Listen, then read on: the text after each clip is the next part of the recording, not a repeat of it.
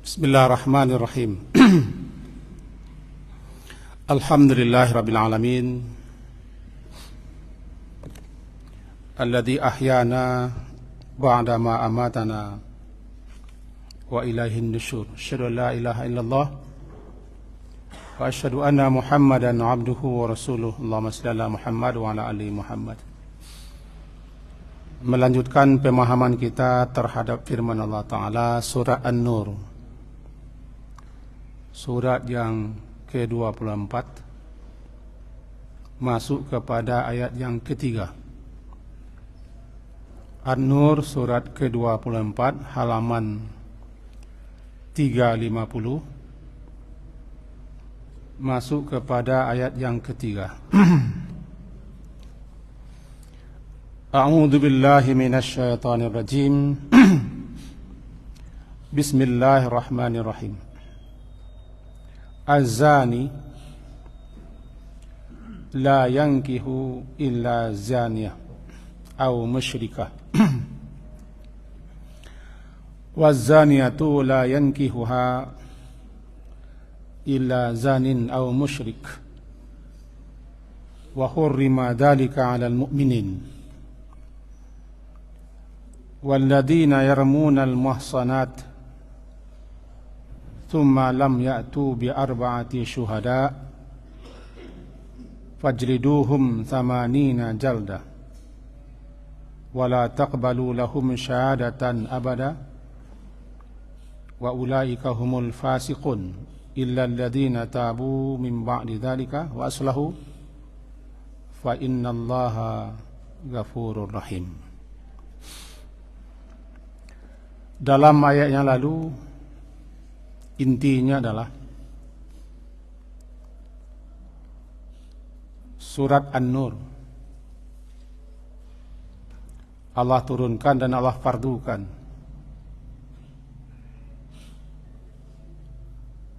untuk melaksanakan isinya dan diperintahkan kepada Nabi untuk menyampaikan.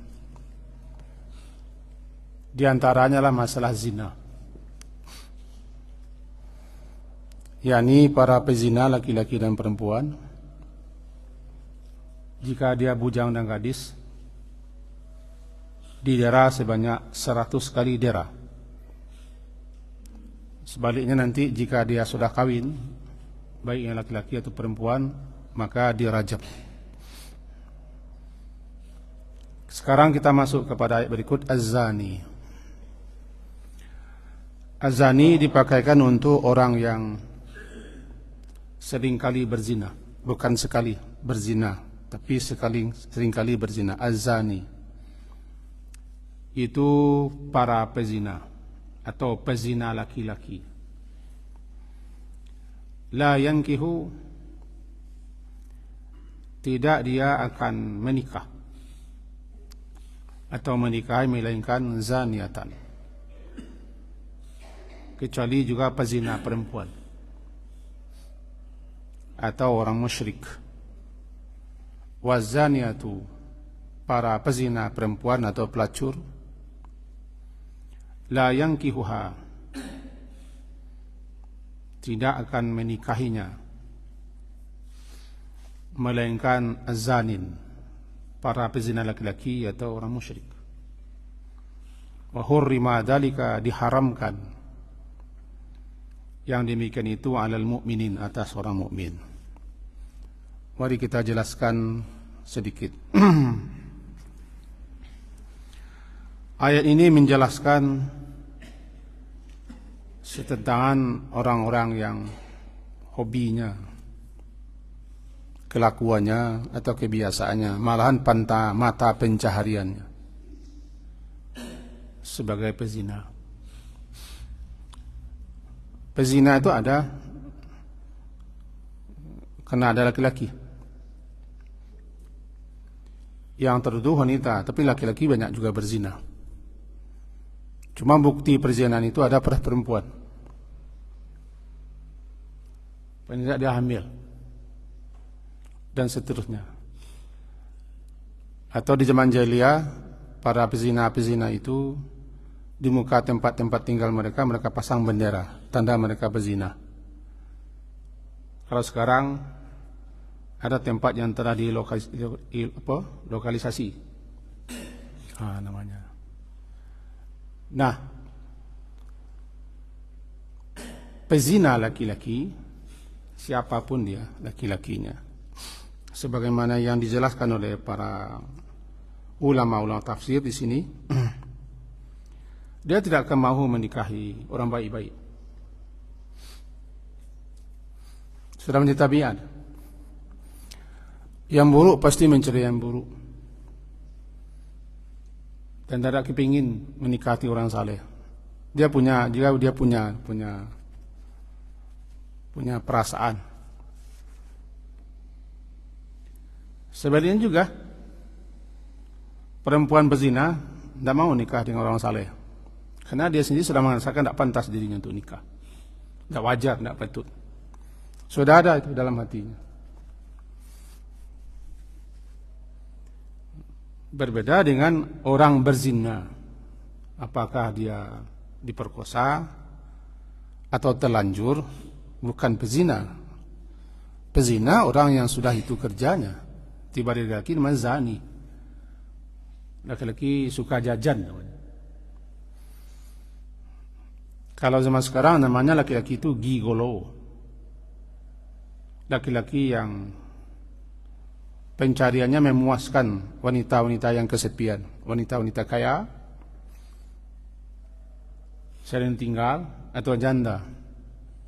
Dia bagai perempuan, dapat uang banyak karena dia kerjanya memang kambing dongeng, kerjanya memang untuk memuaskan wanita-wanita yang kesepian, wanita-wanita yang ditinggal, dan wanita-wanita yang hobi gonta-ganti pasangan. Itu laki-laki gigolo. Kalau perempuan pelacur. Nah, kedua makhluk manusia seperti ini, dia tidak mau kawin dengan orang yang bagus. Maka dikatakan pezina laki-laki la yankih, dia tidak akan menikahi, melainkan dia akan menikahi zaniatan, perempuan pezina juga, atau orang musyrik. Karena orang musyrik itu kadang-kadang batas-batas pernikahan tidak ada bagi mereka.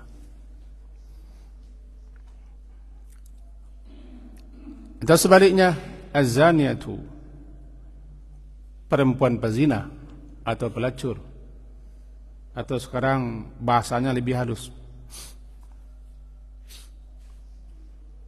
karena sudah menjadi profesi, dihaluskan bahasanya. Kalau kita tidak ada halus-halusnya, ya zina-zina, halus-halus. Agama kita mengajarkan ia berzina. Istilahnya seks komersial.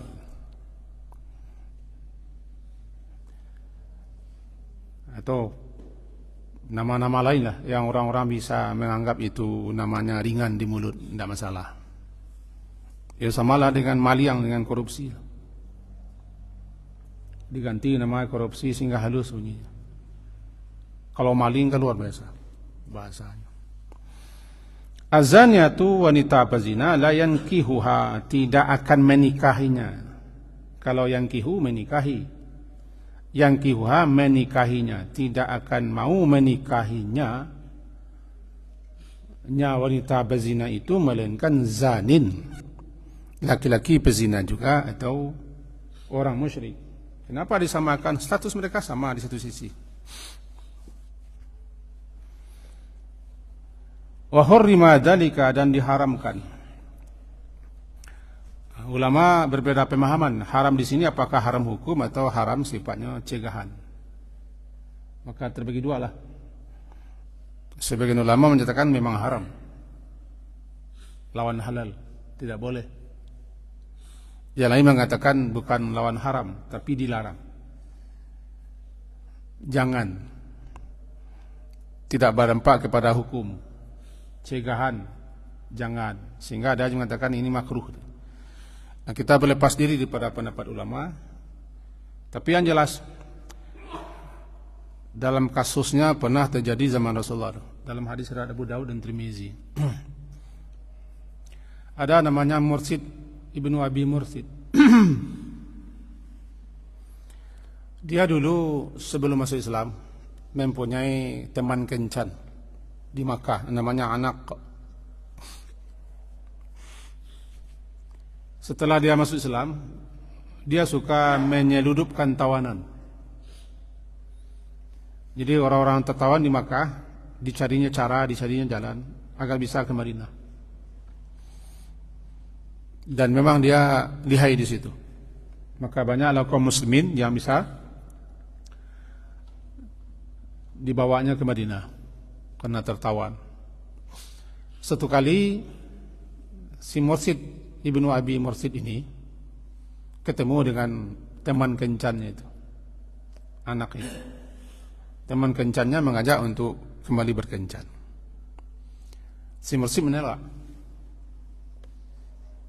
Katanya Islam melarang. Yang boleh. Perempuan itu berang. Dilaporkannya kepada penduduk Makkah bahwa si Mursid inilah yang suka melepas-lepaskan tawanan untuk dibawa ke Madinah. Lalu dia dikeroyok, dikejar oleh beberapa orang di Makkah, tetapi dia bisa menyelamatkan diri.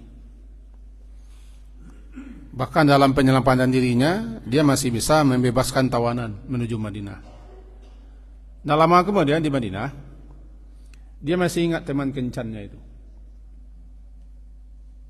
Kemudian dia berkata, Rasulullah, boleh tak saya kawin dengan teman kencan saya dulu, semasa jahiliyah dulu, namanya Anak.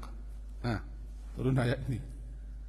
Azani la yankihu ila zaniatan au musyrikatan. Dilarang. Kata-kata hurrima, diharamkan, inilah ulama berbeda. Diharamkan apakah haram halal atau memang sifatnya cegahan dan larangan. Wa hurrima dzalika, dan diharapkan yang demikian itu untuk menikahi laki-laki muslim, menikahi para pezina. Kalau sini diharamkan demikian itu atas orang mukmin. Jangan orang mukmin menikahi pezina. Laki-laki mukmin tidak boleh menikahi para pelacur, para pezina, atau para perempuan lonte. Bagaimana kalau dia tobat nanti? Itu lain cerita. Yang jelas sekarang tidak boleh. Mungkin kalau wanita pezina tobat, ini lain kali kan. Kalau dulu bahasa guru saya, anjing kalau sudah biasa makan tahi, lepas dia nanti akan kembali ke tahinya, karena sudah melekat sifat seperti itu. Suatu saat dia akan tergoda lagi, ada kesempatan, ada peluang. Kadang kesepian, kadang ditinggal, kadang peluang ada, dia tergoda lagi karena dia sudah terbiasa melakukan yang sama. Barangkali kecuali orang-orang yang memang telah mendapat hidayah iman yang luar biasa sehingga dia tobat setobat-tobatnya, maka hilanglah status zinanya. Dia tobat. Orang seperti itu harus meninggalkan kampungnya, meninggalkan di mana dia berprofesi seperti itu. Kita ingat kisah pembunuh ketika tobat.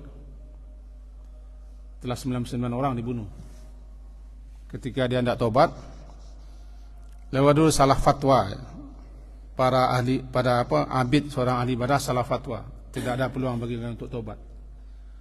Dibunuhnya 100, berarti 100. Kemudian karena dia ingin tobat juga, ditunjukkan orang kepada seorang alim. Kata orang alim ini, orang alim berilmu menjawab, tidak ada yang bisa menghalangmu untuk tobat. Tapi kalau tobat begini caranya. Salah satunya tinggalkan negerimu, negeri maksiat.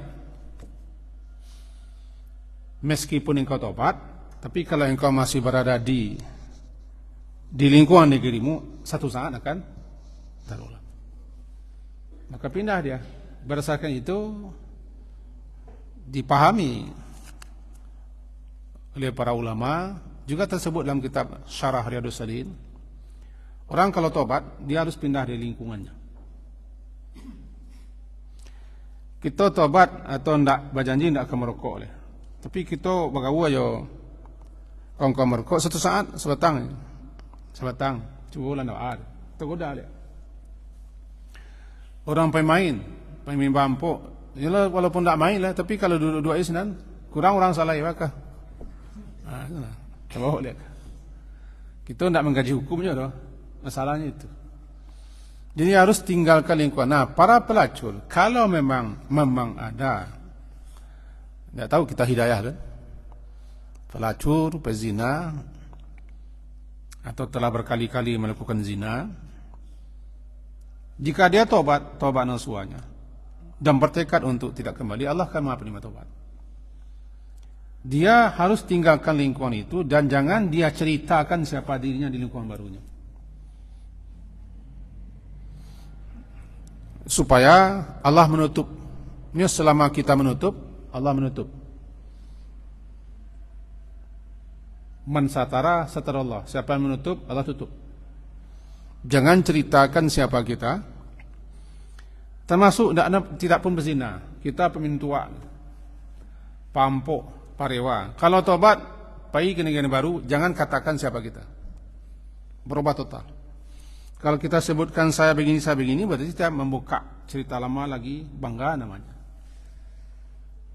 Orang tobat tidak bangga menceritakan perbuatannya. Bahkan tidak mau dia orang tahu.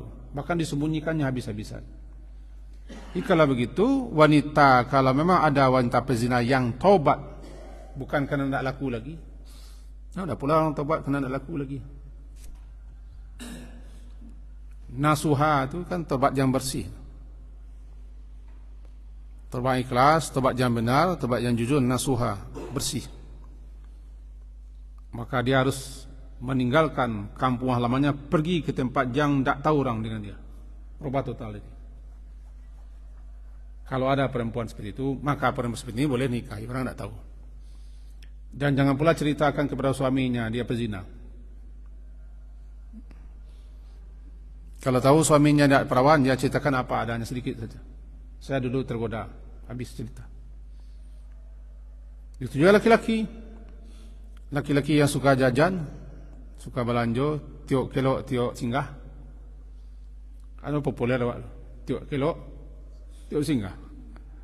Tiok kilo, tiok ada rumah. Ina, kalau ada tobat, tobatlah. Tobat, tinggalkan pekerjaan itu. Tinggalkan kemana dia biasa pergi, pindah total. Pindah total. Jangan ceritakan kepada teman-teman, kawan yang baru. Dan jangan hubungi teman-teman lama. Nanti teman lama mengungkapkannya. Di daerah baru, di tempat baru. Tidak ada orang yang kenal dengan kita. Rubah total diri. Susul semua kejelekan-kejelekan dengan kebaikan. Dalam ayat ulaika yubaddilullahu sayiatihim hasanat, surah Al-Furqan.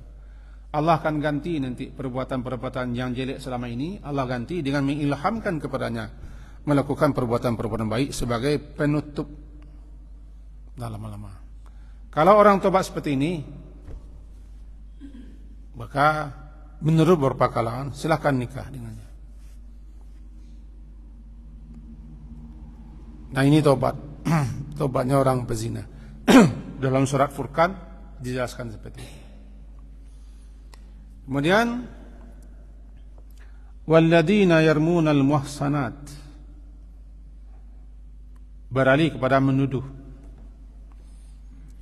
Zaman sekarang kadang-kadang menuduh ini agak gencar ini. Lebih-lebih dia lawan kita. Atau orang yang kita benci. Bahkan dibuat malahan rekayasa, bahan-bahan cerita untuk dituduhkan kepada orang yang kita benci atau kita ingin menjatuhkan orang. Melemparkan tuduhan berbuat serong, namanya yarmun. Dalam istilah fikih namanya qazaf. Qadhaf, qaf, dal dan fa, qadhaf. Qadhaf artinya amriyamyu bil hijarah, melempar dengan batu. Melempar dengan batu bil hijarah namanya qazaf. Melemparkan tuduhan kepada orang. Dia berzina, atau dia lacur, dia lonte, atau bahkan termasuk manggil orang, "Oi pelacur, oi jalang." Jalang kan masuk ada, perempuan jalang, lonte, yang mendekat kepada zina, menuduhkan, melemparkan tuduhan, namanya yarmun, rama, yarma, melempar. Kalau melemparkan tuduhan orang pelacur, orang berzina, orang berserong, namanya qazaf. Hati-hati, jangan sembarang tuduh orang berzina. Dalam sabda Rasulullah, hadis riwayat Imam Bukhari dan Muslim dari Abu Hurairah dikatakan begitu. Ijtanibus sab'al mubiqat. Jauhi olehmu, ijtanibu, sebenar-benar jauhi olehmu as-sab'al mubiqat, 7 hal yang dapat membinasakan kamu, berdosa besar, bahkan ujungnya kamu bisa masuk neraka. Apa itu?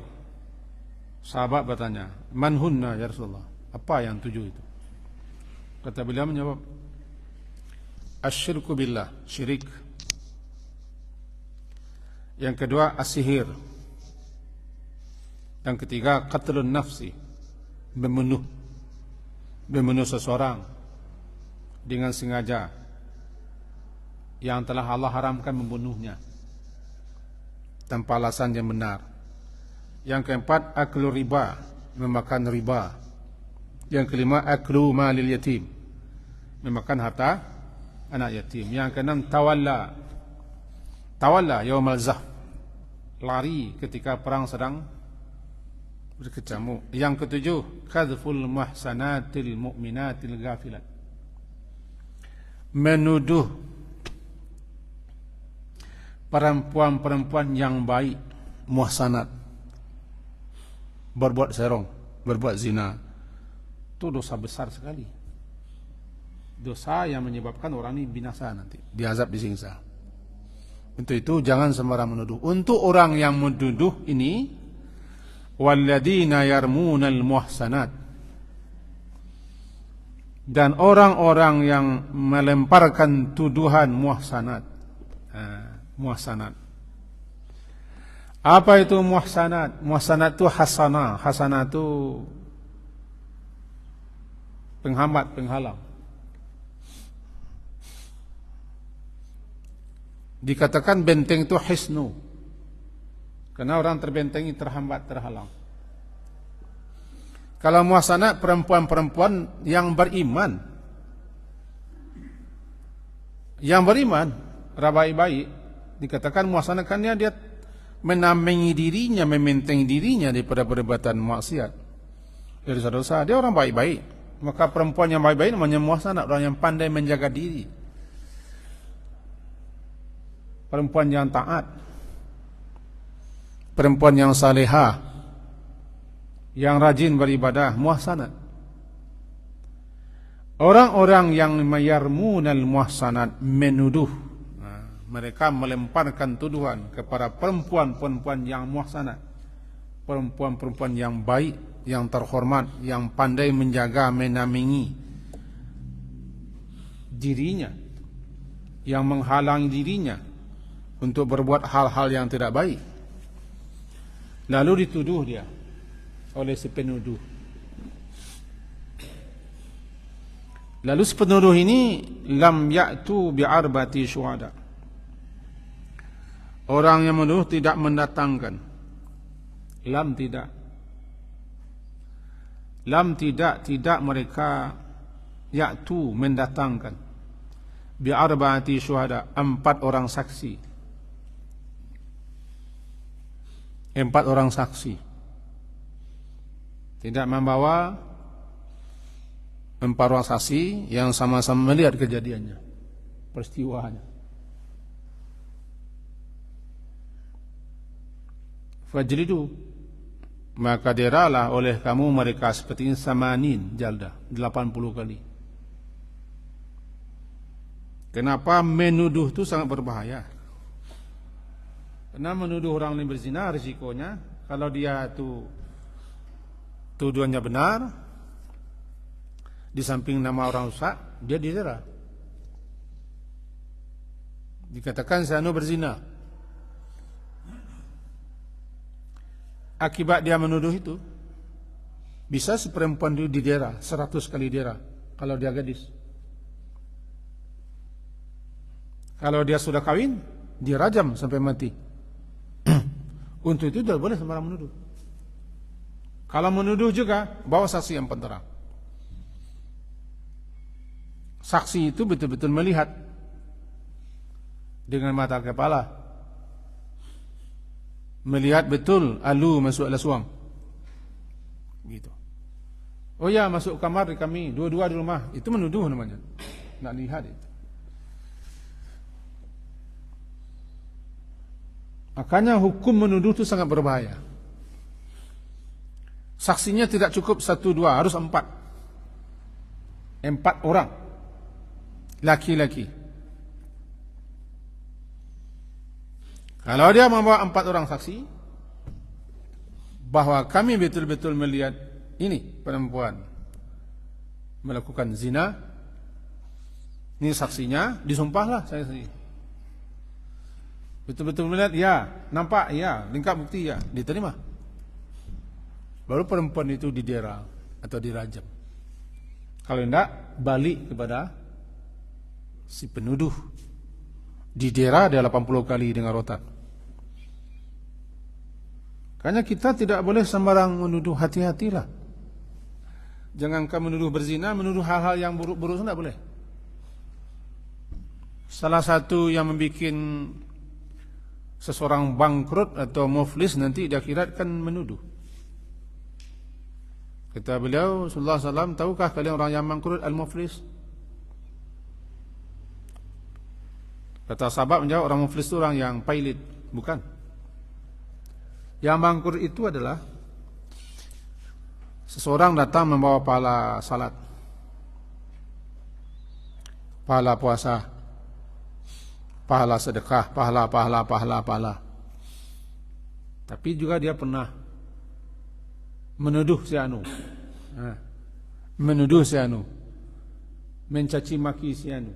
Memukul si anu, memakan harta si anu. Terus. Dia bisa bangkrut. Karena amal baiknya diambil untuk menutupi dosa dia telah menuduh. Dosa dia telah zalim, dosa dia telah bagaimana begini. Hati-hati menuduh.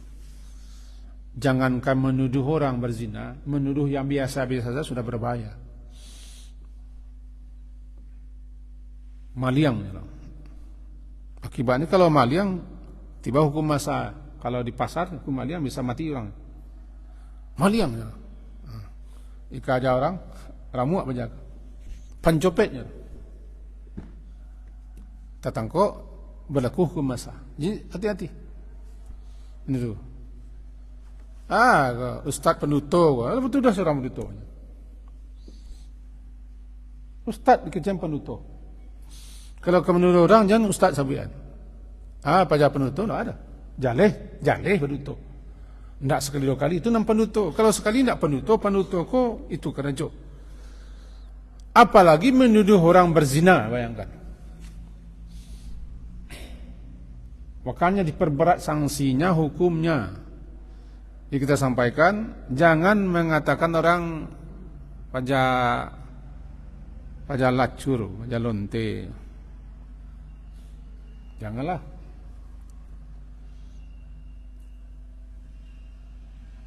Pajak jalang masalah. Janganlah. Ini bisa membuktikan orang begitu. Kalau tidak, untuk apa? Marah saja, benci saja. Tapi jangan sampai karena kebencian sakit hati membuat tuduhan. Nah, sekarang ini kebanyakan di media menuduh tokoh anu, calon anu, Ini berkeliaran di media massa. Sakit kepala. Ingat, satu saat seseorang akan menerima atau akan mengalami perbuatan yang sama. Suka membongkar, di saat satu saat nikah dia bongkar. Suka menuduh, kadang-kadang kita malah mengerjakan itu. Satu saat. Jadi hati-hati. Nah, kembali kita ke sini. Orang-orang yang menuduh al-muhsanat, wanita yang baik-baik, wanita yang saleh-saleh, wanita yang taat. Muhsanat, wanita-wanita yang pandai menjaga, memelihara diri. Karena keimanannya, karena kesalehannya. Dijaganya diri pada maksiat. Dituduh dia. Lalu orang yang menuduh itu lam ya'tu. Tidak membawa bi'arba'ati. 4 orang syuhada saksi. Syuhada ini saksi, bukan orang mati syahid. Saksi. Maka diperintahkan kepada penguasa, jika orang ini tidak dapat membuktikannya atau menghadirkan saksi atau apa saja yang bisa jadi bukti, fajridu, diperintahkan kepada penguasa muslim setelah melalui proses sidang dan pengadilan, maka mereka yang menuduh ini didera 80 kali masing-masingnya. Kalau yang menuduh itu bukan 1-2, banyak dulu didera. Wala taqbalu lahum syahadatan abada, sangat berbahaya. Jika dia tidak bisa mendatangkan 4 saksi, tidak bisa membuktikan, tapi dia sudah menuduh, di samping didera 80 kali, jangan terima, la taqbalu. Jangan kalian atau kamu terima, la taqbalu. Jangan kamu terima bagi mereka ko syahadah, persaksian mereka selama-lamanya. Bayu. Karena dia telah menuduh. Jangan diminta jadi saksi atau menerima persaksian mereka. Orang kau nak lakukan abadan, selama-lamanya. Wa ulaika humul fasiqun. Mereka itu orang-orang yang fasik. 3 sanksinya. Menuduh tanpa bukti, tanpa saksi. 1, didera. Yang kedua, tidak diterima persaksiannya. Yang ketiga, orang fasik. Fasik, fiskah, orang yang keluar. Biasa makna fiskah itu keluar. Keluar biji daripada kulitnya, rusak. Nah, kemudian dinyatakan orang fasik, orang yang keluar daripada ketaatan, keluar daripada aturan agama, keluar dari syariat. Orang yang keluar daripada aturan-aturan Allah, melanggar aturan, namanya fasik. Puncak kefasikan adalah kafir dan syirik. Makanya fasik itu bertingkat-tingkat. Tibanya, kalau datang orang fasik ini membawa berita, jangan terima beritanya.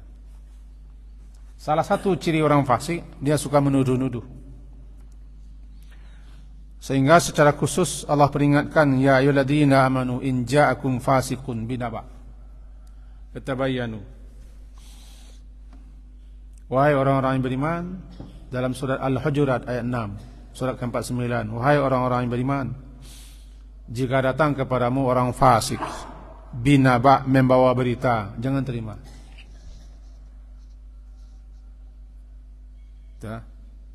Binabain fatabayyanu, selidiki dulu. Jangan dilulu, jangan dilutok habis ya. Tabayyun, selidiki dulu. Sebabnya fasik. Salah satu ciri orang fasik, suka menuduh-nuduh orang yang baik-baik berbuat jahat. Kita di kampung jangan cocok nak menuduh aku dah kayak pasir. Apapun tuduhan, jangan. Jadi bahasa kita, benci, ya silakan benci. Sakit hati, silakan sakit hati. Malih menceliak, silakan malih menceliak. Tapi menuduh jangan, tanpa bukti. Jangan. kebiasaan menuduh bisa mengantarkan orang kepada kefasikan. Sebab seorang muslim tidak akan menuduh saudaranya sesama muslim. Andaikan ia pun dibelanya, ditutupinya, diperbaikinya, dan dinasihatinya. Jangan menuduh. Bahayanya orang fasik itu adalah beritanya diterima lagi, kesaksiannya diterima lagi. Sehingga ditegur orang beriman, jangan terima beritanya. Menuduh saja sudah mau dia, apalagi bercerita macam-macam. Fatabayyanu an tusibu qauman bijahalah. Nanti kalau kamu tidak selidiki, kamu menimpakan lantaran kebodohan kamu, kejadian kamu, hal yang tidak kepada saudara kamu sesama muslim. Jadi di sini mereka ini dalam surah An-Nur, ulaika humul fasiqun. Mereka ini adalah orang-orang yang fasik. Bukan fasik bahasa kita. Kalau fasik bahasa kita inguah. Pada pasik doa inguah bele. Fasik, orang yang keluar daripada ketaatannya kepada Allah dan Rasul. Orang yang keluar daripada ajaran syariat, keluar daripada aturan-aturan agama, sehingga dia melakukan hal-hal yang berdosa. Nah, dan fasik itu bertingkat-tingkat. Tadi sudah dikatakan, tingkat yang tertinggi kafir dan musyrik. Tapi tidak semua orang fasik musyrik. Nah, sebab para pendosa besar juga fasik namanya. 3. Illa, sedikit lagi kita sampaikan. Illal ladzina tabu, melainkan orang-orang yang taubat min ba'di dzalika. Ayat kelima.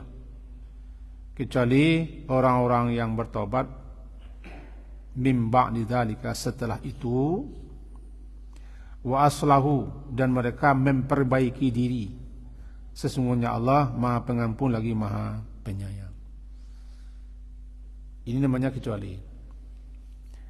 Ulama menyatakan kecuali itu yang 2. Yang satu enggak. Orang yang menuduh tanpa bukti,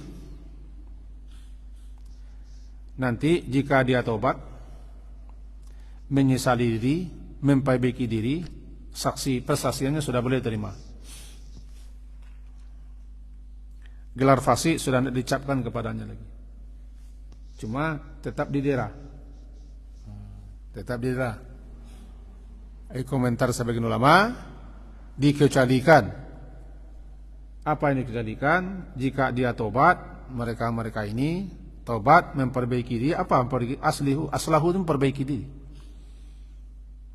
Aslahu memperbaiki diri. Karajo salamoko ditinggalkan dan buru-buru dikeninggalkan. Islah. Memperbaiki ini. Mik rusak, tidak bisa dipakai, tidak bisa difungsikan. Lu bagaimana supaya mik ko elok encak balik? Kita perbaiki, namanya aslaha. Aslaha, memperbaiki lagi sehingga bagus, baik. Ada orang hubungannya rusak, tidak berkesapuan, kita perbaiki islah. Memperbaiki hubungannya rusak. Memperbaiki diri awak, laku awak, karaja awak, sifat awak, dan buru-buru awak. Tobat, kita perbaiki diri awak, aslahu. Ditinggalkan karaja itu, disesali, tidak balik-balik ke karaja itu lah. Ambo dulu memang salah, ambo dulu memang sase, ambo dulu terongsong, ambo bala, ambo tobat, ambo nak karaja itu lah. Berusaha dia memperbaiki diri. Kalau sudah begitu, maka persaksiannya terima. Cap kefasikan dicabut. Cuma tetap didera. Hukum mendera tidak bisa.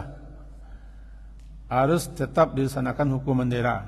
Didera 80 kali dera, lantaran dia menuduh tanpa bukti dan tanpa membawa saksi. Bagi orang yang sering menuduh, kerana dia menuduh, acuk menuduh. Cuma masalahnya di negara waktu kan tidak ada hukuman kok. Tidak ada hukuman dera kok. Nah, bisa kita berikan sanksi kepada mereka, sanksi moral. Jangan diterima aja lah keceknya. Jangan terima aja deh. Orang kok fasik. Kesaksiannya, beritanya, banyak tolak. Orang fasik. Terima. Dira, kalau dira nyelakaknya orang kena. Kini kok orang yang bela diri yang kena. Kanlah viral ya. Yang membela diri yang kena. Ada orang mencopet, ada orang membegal, awak nak membela diri kena. Nak membegal nak lepas kan. Zaman kini, zaman kini lah. Zaman kini lah. Mudah-mudahan zaman kau berubah. Kalau kita mendera orang yang menuduh-nuduh, awak kena dihukum. Hukum negara. Berarti kita tak bisa. Kecuali kita mau masuk penjara, lakak batu apa aja aku. Lakai baca aku. Sebenarnya tujuan awak masuk penjara kan. Karena kuhab kan. Karena itu tidak bisa dilaksanakan dan belum dilaksanakan. Entah kapan terlaksana tidak tahu. Karena kita masing-masing kita tidak boleh mendera orang. Yang mendera itu adalah penguasa Muslim. Lalu bagaimana? Kita nalah pernah menuduh orang. Syukur-syukur salah. Awak nak dera orang. Taubat. Karena dosanya sangat besar. Termasuk al-mubiqat. Dosa atau perbuatan yang mengakibatkan orang ini jatuh kesengsaraan di akhirat. Masuk neraka dia. 7 dosa besar yang berbahaya. Salah satunya qazbul muhsanatil mu'minat gafilat. Menuduh wanita baik-baik berzina. Tobat nasuha. Tobatnya bagaimana yang tadi boleh? Cabut diri daripada kesalahan. Tinggal kerja yang suka menuduh. Kemudian keluar daripada lingkungan yang seperti itu. Perbaiki diri. Masalahnya sekarang orang menuduh-nuduh itu sudah biasa. Siapa yang biasa? Orang yang tidak tahu dikaji lah. Orang yang tidak tahu diajaran agamanya, di petunjuk Quran biasa saja. Ya biasa, baruto lah biasa, khianat lah biasa. Baruto biasa, khianat biasa. Mungkin janji lah biasa, menuduh-nuduh lah biasa. Bang kau biasa? Dia lah rutin di kerajaan. Ya kalau bahasa abi gali dia gali tiap. Tak pengali pajar begini saja. Jadi kalau lacok melanggar, sehingga anggap itu lebih biasa saja. Lama-lama nanti apabila yang mungkar kolah banyak, nanti lama-lama mungkar ko jadi ma'ruf. Ya ma'ruf jadi mungkar. Oranglah biasa baru tahu, biasa mungkin janji, biasa khianat, biasa menuduh dulu, lama menuduh. Ketahuilah itu dosa besar. Suka berdusta dosa besar, suka khianat dosa besar. Suka mungkir janji berdosa besar, suka menuduh luar biasa besar. Suka bergunjing dosa besar. Membuka-buka aib orang dosa besar yang kita anggap kecil. Kenapa kita anggap kecil? Karena kita tidak tahu akibatnya. Sebenarnya orang mukmin itu adalah orang yang melihat dosanya. Atau apabila dia berdosa bagaikan dia duduk di bawah sebuah batu besar. Batu gunung. Yang setiap saat batu itu bisa menimpanya. Tapi orang-orang kafir atau orang fajir menganggap dosa besar-besar itu bagaikan langau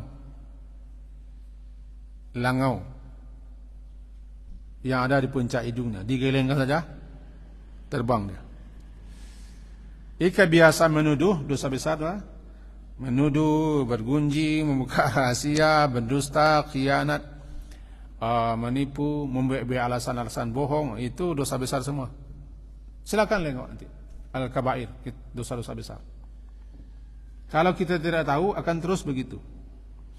Nah, salah satu bentuk dosa besar menuduh orang baik-baik. Semoga apa yang kita sampaikan ini ada faedah dan manfaatnya. Kita ambil kesimpulannya dulu. Pertama, lazimnya pezina tidak akan menikah kecuali dengan orang yang biasa mengajarkan itu. Satu. Yang kedua, sebagaimana ini dikabarkan ulama, orang mukmin tidak boleh menikahi pezina laki-laki atau pezina perempuan. Diharamkan. Ada yang mengatakan haram ini tidak hukum, dilarang. Kesimpulan berikutnya, jangan sembarang menuduh, apalagi menuduh orang baik-baik berzina. Kalau tidak lengkap buktinya, Tidak ada saksinya didera 80 kali. Di kita tidak ada dera. Tapi ingat, nan hukuman itu tidak cabut. Bisa jadi nanti di akhirat didera. Didera dengan cambuk api neraka kan bisa jadikan. Nah, kemudian orang ini tidak boleh terima saksinya dan dia fasik kecuali orang yang tobat. Tobat menghapus segala-galanya, cuman cara tobat harus diikuti. Semoga itu bisa kita dapat petunjuk dari apa yang kita sampaikan, dan mudah-mudahan kita terhindar dari perbuatan yang gampang-gampang menuduh-nuduh orang melakukan sesuatu karena berbahaya. Sekian saja, diakhiri dengan subhanakallahumma bihamdika asyhadu an la ilaha illa anta astaghfiruka wa atubu ilaik. Wassallallahu ala Muhammadin wa ala alihi wa ashabihi jama'in. Alhamdulillah. Assalamualaikum warahmatullahi wabarakatuh.